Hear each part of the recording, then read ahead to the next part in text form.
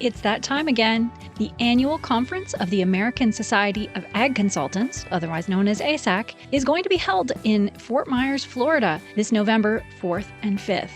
Kurt Covington is one of 9 professionals who will address the conference. The other speakers who will cover a wide range of topics represent Florida Farm Bureau, Florida Citrus Commission, University of Tennessee Institute of Agriculture, National Ag Law Center, Risk Mitigators and Advisors, Tyler Associates, as well as the lead economist for dairy at CoBank, and myself, Chrissy Wozniak from North American Ag. The day and a half of presentations will be followed by ag tours on Tuesday afternoon at Echo Farms, one of my favorite places here in Fort Myers.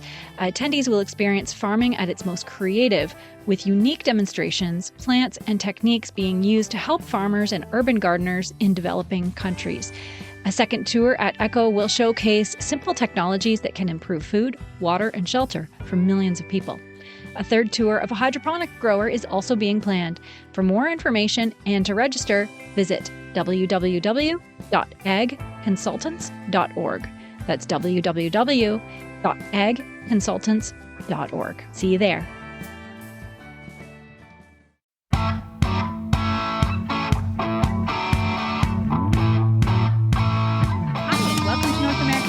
I'm Chrissy Wozniak.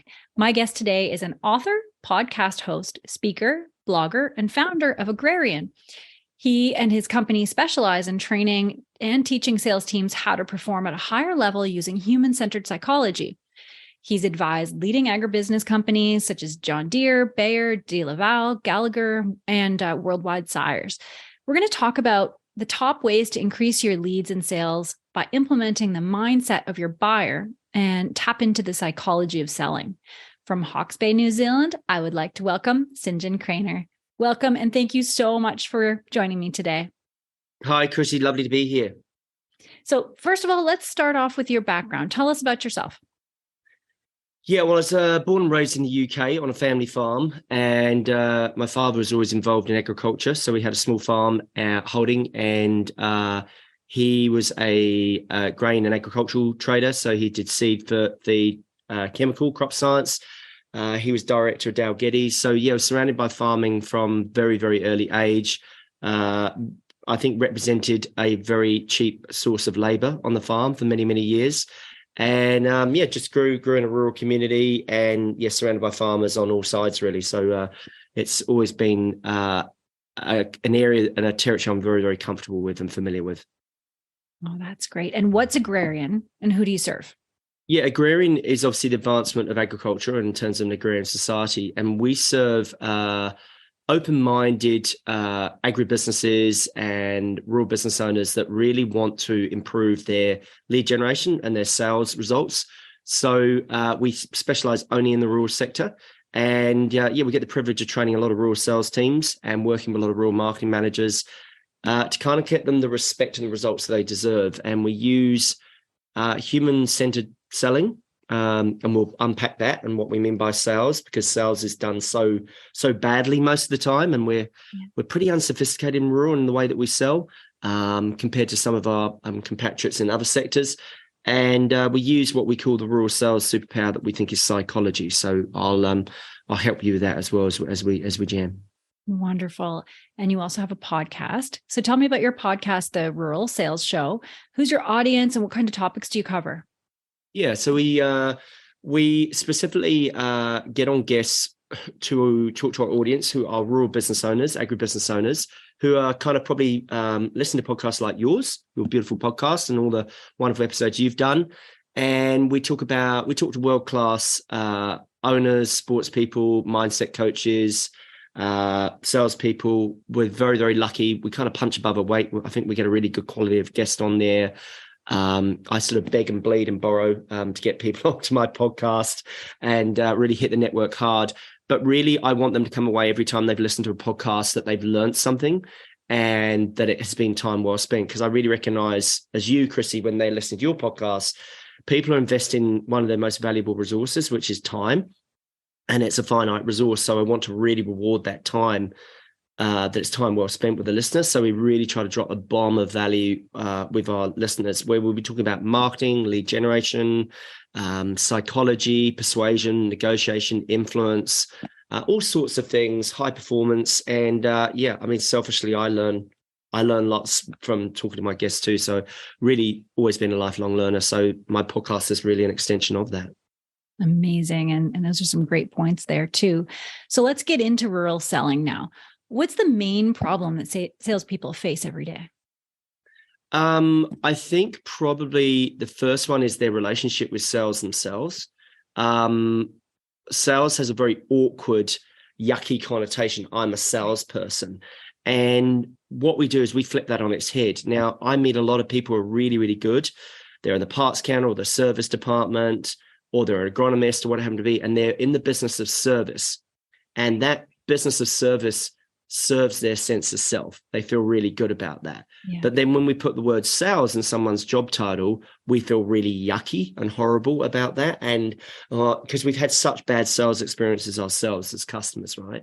So what we do is we flip on the head and actually say, in order to sell, you have to serve. So the first thing we teach our students is you serve to sell. So when you serve the best interests of your farming clients rather than the best interest of yourself, you're always going to make more sales. So that's a real maxim, a real mantra of ours. It's a very important concept. Yeah, that's a really excellent point about, the yuckiness or the mindset. So you use principles of psychology to influence buyers. Tell me about how you break that down. Yeah, so basically there's some really fundamental principles you need to know in psychology. So if you're going to be successful in sales, you have to be a student of psychology. Now, that doesn't mean you need to read massive big volumes and textbooks. There's some very simple, basic founding principles of psychology. The first one is reaction theory.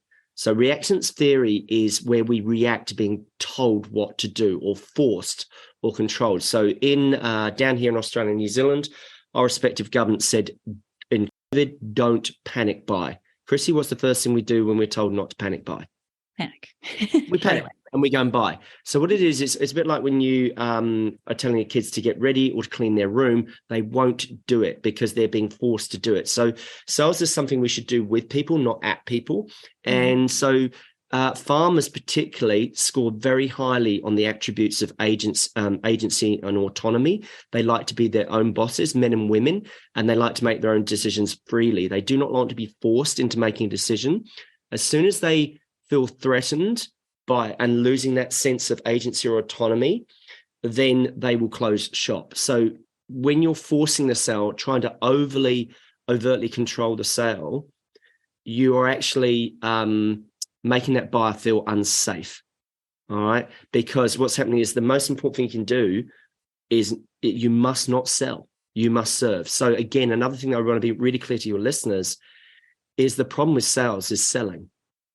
The problem with sales is selling. We sell too hard and we serve too less.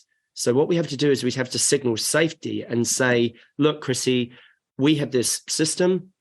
I'm not even sure it's going to work for your farm or not, but I'd love to just ask you a couple of questions to qualify if it even makes sense for us to continue to have a conversation about it. So what I'm doing there is I'm signaling safety. You're in control, but actually I'm in control because I'm asking the questions. But that's the key. And sorry, there's a lot to unpack in there, but signaling safety is paramount, because if people don't feel safe with you as a salesperson, they won't buy from you. Right. Yeah. And I couldn't agree with you more. Especially on the service aspect. Even starting this podcast, the whole purpose was to serve the industry, because I work in sales and marketing as well. I just get tired of seeing people selling and selling and selling. And I always say, you need to stop marketing and start serving the industry. What do they need? And then I created this podcast because of that. So how can you reach producers? How can you reach agribusiness in a more educational, more creative way? Yeah. And that really makes the biggest difference, right? Absolutely. And I think you hit on a really important part there, Chrissy, is that generosity is your best strategy. So in terms of marketing, and we maybe talk about how the marketing team, the sales team are like cat and mouse, and each is pointing to each other. One's a cost center, one's a profit center, one's busy making the money. Sales say that, and then marketing are busy spending the money. So we might get into that. But the key thing is that you must put out your best work, and you must show the world what you do and have a point of view and take a position, because it's really, really important to cut through that sea of sameness, because there's so much, there's so much undifferentiation out there. Everyone's saying the same thing. And when you say the same thing, there's a blizzard of information, a bombardment of information. What is it, 1,800 advertising messages or marketing messages a day, and that's conservative. And you've got to cut through. So being generous shows your true intent, you see, because what you're doing is you're serving their needs before your own, which is back to my point around serve to sell. So you doing your podcast or sending out free resources and materials or lead magnets, it's saying, hey, I want to get to know you, I want to build a relationship with you, and I want to nurture that relationship. And when you do that, they're more likely to warm it up. I mean, generally, unless you're Wim Hof, you do not go into a shower cold. You warm up that shower as the results. And let's not expect to get married on the first date. We need to nurture, and we need to educate and align it around the motivations and desires of that particular buyer, rather than just trying to sell to them straight up. Because that's self-serving, and it's very assumptive, and it's really off-putting, and people don't like it, and then they won't buy from you. Yeah, absolutely. And in your teachings, you talk about learning a second language. So what language are you talking about? Chrissy, you've done your homework here. It's very early in the morning here in New Zealand, so she's putting me on the spot here. So look, what we do is we learn the language. There's a body language. There's lots of languages, actually. There's also we obviously have verbal language. We also have its close cousin, paraverbal, which is tone. And then we obviously have body language, which is massive, because when we were cavemen and cavewomen, none of us could talk. So the reason why we shake each other's hands ritually is to check that there wasn't a weapon concealed in there. There's certain areas that we protect as we talk, and there are certain buying signals that we teach. Now, that's one form of language, and I hope I'm answering your question well here, Chrissy. If the other intent of your question is around the language of the personas, there are 5 different personas when you are selling to farming clients, and they give themselves away by their words. There's certain words that you use. So there's an acronym I use, very simple, but like Sesame Street, A, B, C, D, E. So you have an analytical buyer. An analytical buyer will use the word, will be using silence. And they will often say, I need to think about that, because they're deeply reflective and introverted and highly analytical. So you don't rush them, and you make sure you give them all the information they can take so they can make an accurate, informed decision. Then you have a bought buyer. They're very easy to recognize because they come in and you literally have to take the order. You don't have to sell to them. They're very rare, by the way, the bought buyer. There's only about 3 to 5% of them in the market. So if you're going to drive up 100 driveways, only 3 to 5 of them would buy. I can assure you that's what the research says, and it's everywhere. Then you have the corporate buyer or commander buyer, and their favorite word is I want this, I want this, I want this. And you don't talk about weather, seed, schedule price, payout. You just get to business because they're very, very busy. So the big farming enterprises. Then you have D, disinterested buyer, very easy, blockers, not buyers. And then E, the enjoyable buyer, which is someone that wants to hear stories of success, and they hate confrontation. They're people pleasers, and they're a joy to deal with, but they're a longer sales cycle because they have to get everyone in consensus. So that is a very warp speed flyover of buyer personas in terms of A, B, C, D, E. They're very easy to spot when you learn their language. Yeah, that's incredible. What a great, succinct breakdown that is. That I really like that. I'm going to have to write that down on my wall on my board here. So I see in my day-to-day work, you touched on this before, working and consulting with companies, with their sales and marketing teams, that those departments are usually so disconnected. There's so much inefficiency and really waste in the communication, in the process between them. So what are some ways to deal with that, and why is that? And I know you started to talk about that, but let's dig in a little bit deeper. Sure. Look, I think it's almost the unspoken kind of elephant in the room. Yeah. I'm personally, in my humble opinion, which may or may not count, is that I'm a big fan of a centralized sales and marketing function under a general manager or a VP.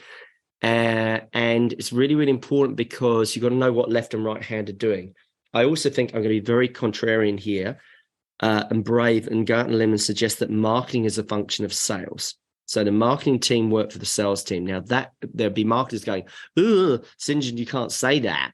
But the reality is the marketing team are there to support sales and provide sales support material. Equally, the sales team need to support the marketing team to deliver that sales support by giving them intel and giving them insights to the front line, because the sales team are out there on the front line having sales conversations day in, day out, and there is just a richness of insights and intel that they need to bring back to base, because those marketers are desperately wanting those insights so they can connect with the conversations that those customers are having in their own heads. So yeah, like one is accused of spending the money and being the coloring department, which is marketing. And often right now, that marketing department is probably under a threat, a lot of scrutiny, because a lot of marketers, and I'd say the majority, don't actually understand commercial outcomes. They're very interested in outputs, but outputs are not outcomes. Doing plans and workshops and brand propositions and pyramids and onions and temples and all the things that I've done on my corporate career in agency world as a marketing manager, if that doesn't move the needle of the business, it's not actually going to work. What we need to do, does it deliver something attributable and accountable? Does it deliver an outcome? Does it deliver an email, a phone number, a lead, a sale, more customer data? What does it deliver? So we need to be really, really clear. Sales and marketing need to be working together, and we're all on the same team, and we need to be very aligned in terms of what success looks like. I think there's a couple of things you can do. I've talked about centralization under management.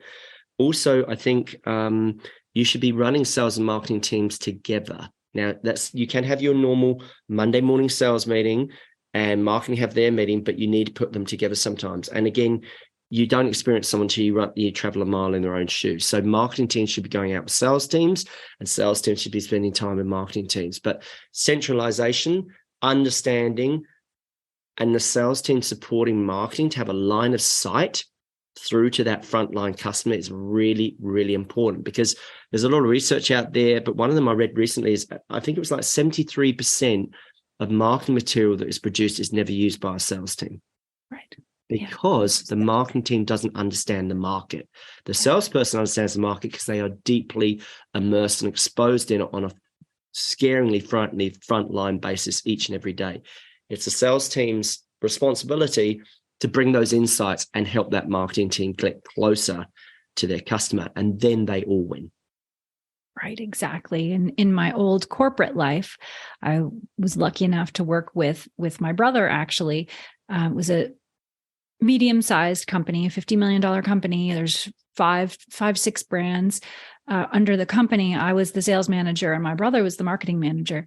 And it was interesting because we were family, we were okay with arguing, right? And I think a lot more sales and marketing departments need to sit down and argue like siblings, right? And I just think that the way you explain that is so good. You got to break down those walls, right? You serve each other, I just love that. So thank you for that advice. Yeah, I mean, conflict isn't a bad thing as long as it's done respectfully and constructively. Right. Because iron sharpens iron, right? So it's really, really important, like the marketing's going, right, can you help me understand our buyer, our customer, our ideal customer? Okay, so this is what a day in the life looks like. Immerse those marketing guys and girls in there, because marketing people often, unfortunately, feel that they think they are the customer, and they often aren't.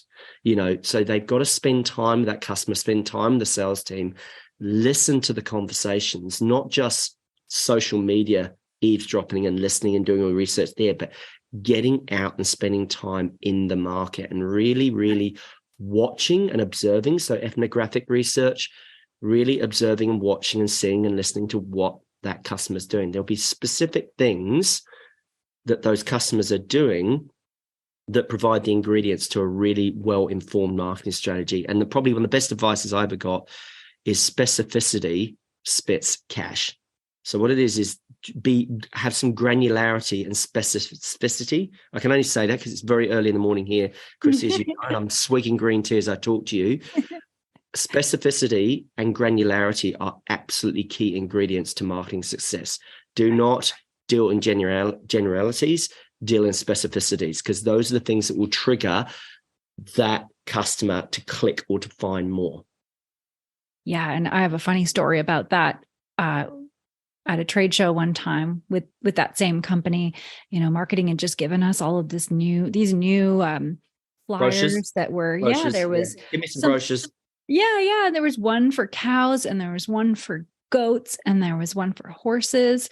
And, people were coming by and of course somebody comes by, flips through them. Oh, they don't make anything for pigs. It was all the same product. It was for all animals, but we missed out. They walk by and I was like, excuse me, we can make it for pigs too. Right. But, you have to be so specific and really think about who's going to be walking by, who's going to be looking and listening. Right. Yeah, exactly. And what's going through their head. It's just like salespeople, we've got to get inside the buyer's brain. So that's why I talk about psychology. And I think psychology is so important in both sales and marketing domains. It's really understanding the buyer's brain. So what are they looking for? What's the specific pain or problem? Do not, listeners, use the word pain point in any of your copy. That is not what we use, because that sounds like you've been on a sales training program or one and done drive-through sales training, which I think doesn't do anyone any favors. But understand the specific, you need to point to the specific pain that specific customer is experiencing at that time. When they do that, your marketing message, they're going to read it and go, that is exactly like me. They know me. Yeah. I want to find out some more. So create massive intrigue and curiosity with your marketing messages using specificity and granularity. You will be well rewarded if you do your due diligence. Yeah, absolutely. So why do the majority of rural sales reps underperform, and how can a salesperson learn how to beat them? Yeah, big question, that one, Chrissy. The majority of rural reps cruise, and, that cost of comfort, they're probably paid, 70, 60, 70, 80 base if you're lucky. Then they've got a bit of OT and commission on top. The reality is most of them are cruising, and a lot of sales success happens to do with your manager. Now, your manager is probably the most important appointment of your sales team, because they're responsible for the performance of your sales team. So if you haven't got a really good manager that's motivating and educating and inspiring and growing and leading and developing your team, then your team won't be good. So you get the teams you tolerate. So the manager plays a massive role in that. But ultimately, what happens is kind of like 47% of people that fell into sales accidentally. They're default sales people. They didn't actively choose to be in sales, and then they don't study sales and they don't get any better. And then they just stay at what we call this okay plateau. And they get to about a comfortable number where they can pay the mortgage and everything else. And they just stay there and they don't deliberately practice. So if I'm answering the question right, there are a lot of people that will stay in the majority. We sit with any bell curve and they just stay there and they're static. And the problem is a lot of people aren't getting any better at sales. They're getting worse at sales because the pressure's coming on even more. So those that lift their game, you have to become better, because so many salespeople in rural are becoming worse. So you have no choice but to train. And also the most trusted professions, military personnel, doctors, nurses, pilots, doctors, they all train for a living. Now, we're not saving lives, but we are improving livelihoods in sales. The most trusted train. So those, if you don't want to be a mediocre rural rep, you've got to study your craft. You've got to understand human psychology, and you've got to continually learn and improve, because salespeople aren't getting any better. In fact, they're getting worse. We know this from all this research from Gallup and Gartner. Sales cycles are taking longer. Conversations don't have as much quality, the curiosity, the questioning. We're all experiencing it. Everyone's just trying to sell to us more and more. As you said at the start, Chrissy, they're trying to sell to you instead of understanding you and serving you first. So I probably haven't even answered your question, but there's a lot of reasons why salespeople have to continually get better, because so many of them are getting worse. Oh, yeah, for sure. Yeah, excellent advice. And I noticed on your website that you have a rural sales calculator. Tell me about that. It seems really interesting. So that is just a very simple, sorry for want of Australian and Tibetan terms, a very grubby little easy calculator to do. It's very simple, and it's working out and makes some baseline assumptions, some very conservative assumptions around key things. So when you're driving a car, you have a dashboard and it's got your fuel and it's got your temperature and maybe your oil level and your rev counter. So 3 or 4 dials. The dials that we look for in sales when we're baselining, like good farmers, we baseline our production, we benchmark our production season to season, same with sales. We're looking at things like conversion rate. So we've got to be tracking that, because if we can't measure it, we can't manage it. If we can't understand it, we can't improve it. So we're measuring things like conversion rate. We're measuring things like average sales cycle, and we're also measuring things like cost of sale. So that calculator, you can then put in the average sale amount, how long it's taking you to make a sale, and your current conversion rate. And then you can work out the cost or the ROI of investing in some sales training. It's a really simple calculator, and it gives you some really conservative assumptions, but you can see some clear ROI very, very quickly. And there's a whole bunch of data and research there as well to back up the model in that calculator. Right. Yeah. Very useful. And we'll provide a link straight to that page as well in the show notes for anyone that's curious about that. Awesome. And switching gears a little bit, what advice do you have to the farmer who sells to the general public? There's, again, a huge gap there. What advice do you have for them? Look, I'm sure you've had guests talk a lot around storytelling. I think it's very important that we have truth telling. So with farmers talking directly to consumers, it's very important the farming business understands why they exist, what makes them matter, what makes them meaningful. Like, we know people buy emotionally and then justify rationally. This is why people buy European cars, right? It's predictably irrational. They're way more expensive. They're an absolute sod to service, but people buy them because they believe in what they stand for. Mm-hmm. When we're buying a product or service from a farmer, we want to understand its origin. We want to understand its story, but we don't want to be storytelling. We want to be truth-telling. Now, this comes in, and you're a really good marketer too, Chrissy.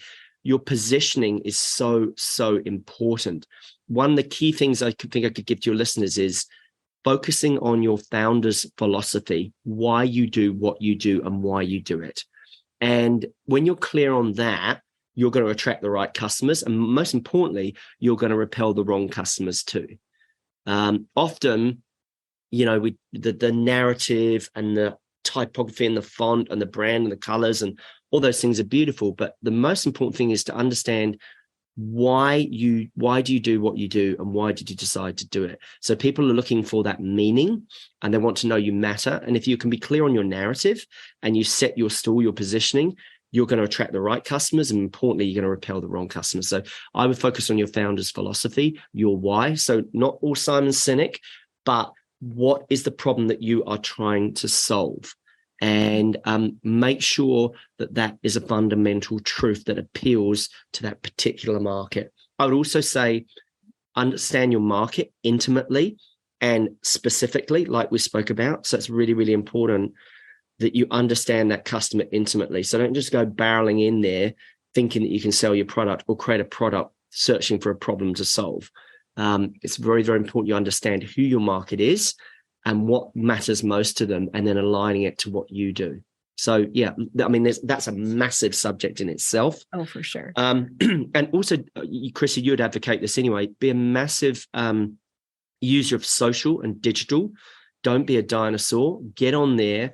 I use the metaphor when we teach our rural marketing about the 5-legged stool. Now, a kitchen stool in your house has 3 legs, and it's very important you do not rely on one leg alone. Don't just rely on your Facebook page or your Instagram. Have a blog, have a podcast, have trade shows, have editorial. We'll talk about owned, earned, and paid media maybe another time, but you need to spread and diversify your lead generation activity. It's really important that you don't get just sucked up into the pretty brand story side of things. Right. It's really important you have a predictable, reliable lead generation system for your farming business too. And digital can play a really big part in that because it's measurable, it's accountable, it's attributable. So, reach out to people like Chrissy for really good advice on that in terms of how you use your digital strategy to ensure you're not worrying where your next customer's coming from. So, yeah, don't forget the detail of lead generation. The big brand macro storytelling stuff is important. The lead generation stuff is just as important as well. And make sure you diversify your leads on three legs of a marketing stool, if that works as a metaphor. Yeah, absolutely. And then why is it important for companies to work with other companies like who have a deep understanding of the agriculture industry? I know a lot of companies that'll just go outsource, their website or some of their marketing or whatever to a company that doesn't understand agriculture. And I always think like, why are you doing that? You need, to me, they need to have somebody that understands. Yeah, I would endorse that 100%. Obviously, excuse my own bias as well, because we only focus on rural, is you need to be in the market or come from the market to know the market. And you need to be immersed in that market because you need to understand the nuances and the specificities of what drive those farming families. Mm-hmm. So it's very, very hard. You cannot just say, yeah, we understand farming, whether an agency, because you spent like your summer school holidays with your uncle milking cows. This is not a qualification in agriculture. They need to be able to set foot on farm. We do a lot of farming panels, we do a lot of phone interviews, we do a lot of qualitative research. We're very comfortable talking to farmers because we spend time with farmers each and every day. And because we live in that market, we live in an horticultural space here in New Zealand. I have plenty of sheep and beef farming mates, dairy farmer mates, orchard growers, apples, pet fruit, viticulturalists. I'm surrounded by them. So you've got to be in the market to know the market. When you use a generalist, you run the risk of your marketing not hitting its mark. I always say, when you've got a serious problem, you should be working with a specialist. And if you've got an expensive problem, you're not making enough sales, not making enough leads, not selling enough product, you do not go to your GP for heart surgery. You go to the cardiologist. So you need to be looking at the specialist who is not the generalized guessing GP. As we all know, a generalist is under threat. GPs, doctors, forgive me if any is in the audience, they're under threat from Dr. Google because we don't really believe in generalists anymore. We're always looking for the specialist. If anything, you should be dealing with a specialist from day dot because you stop wasting a lot of time. You only spend the dollars once, not twice, and you get it right time first time. So yeah, don't go and work with a generalist. Don't fall for the big names. I've blogged about this heaps. I've seen some very sad stories where the resources have been completely robbed, creating a bunch of output, not outcome. And then they don't have those resources to fight another day because they got the cost of bad advice is really, really expensive. So look for people that really understand the market and have got the proof points of that and can show that they've been immersed, understand the nuances and that all important, that specificity of that market. Yeah, I couldn't agree with you more. Great advice. And I have one last question for you. Why do you personally serve the ag industry? What is your greatest passion in what gets you out of bed in the morning? Sure. I really like seeing people succeed. Mm-hmm. And there's certain people I really, really like and have a real love and affection for, and it's rural people. I come from a rural background. I think they're incredibly humble, a lot of humility. They are what I call good human beings, almost 99% of the time. Of course, there's a few toe rags as there are in here, but I mean, I think there is something very special and natural and authentic about people that earn their living from the land. And so they're very honest people, very trustworthy people. You take them for their word, character counts. Those are the kind of people I like to hang out with. And that's where I've come from. So it naturally makes sense that I gravitate to it. So I see, like we spoke about at the top of the show before we came on, is I'm seeing a lot of very bad advice out there in sales training. I'm seeing a lot of cookie cutter, city-based kind of training. Doesn't go deep enough in the psychology and the sophistication and strategic nature of selling, particularly big capital expenditure goods like farm machinery and silos and big things like that.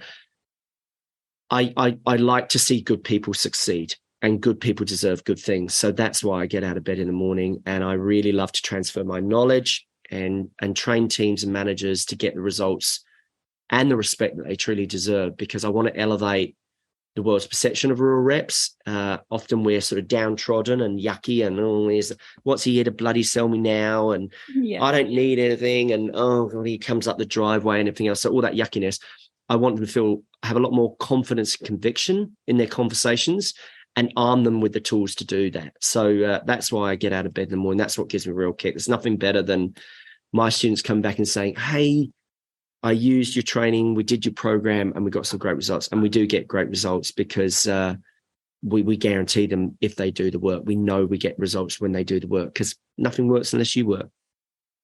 I love that. Very good. And where can people find you?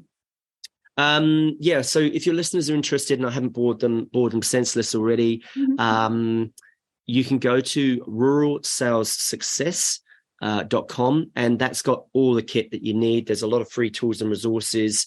We have a private Facebook group. You can join my weekly email list. There's blogs linked to the podcast. And most importantly, there's a free ebook you can get. It's called How to Succeed in Rural Sales. And it's the secrets and psychology every rural rep needs to know. So usually I think it's about $20 US on Amazon. They can download that ebook for free. So if you go to ruralsalessuccess.com, Chrissy and the team will put that in the show notes. Help yourselves to it. If it helps someone, it really makes my day. Don't struggle. Don't suffer in silence. If you're struggling with sales and lead generation, there's a lot of tools you can use there straight away. Wonderful. Great. Well, thank you so much for joining me today. This was so much information, such great information, and a lot for people to think about. Awesome, Chrissy. Thanks for having me. And thanks to all who are watching or listening. If you want to learn more, the links are provided in the show notes, and I would love it if you would subscribe to North American Ag and share this Ag Spotlight episode. North American Ag can be found on YouTube, Rumble, Telegram, or our Ag Feast channels. The podcast is available on Spotify, Apple, Stitcher, Amazon, or wherever you listen to podcasts, and have a great day.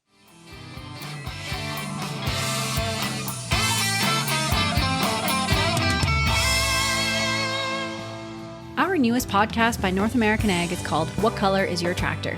The stories behind the ag brands you love and the ag brands you love to hate. Hosted by me, Chrissy Wozniak. We take a deep dive into the companies that have built modern agriculture. Subscribe on your favorite podcasting platform. Go to whatcolorisyourtractor.com. Available on Apple, Amazon, Spotify, Stitcher, or wherever you listen to podcasts.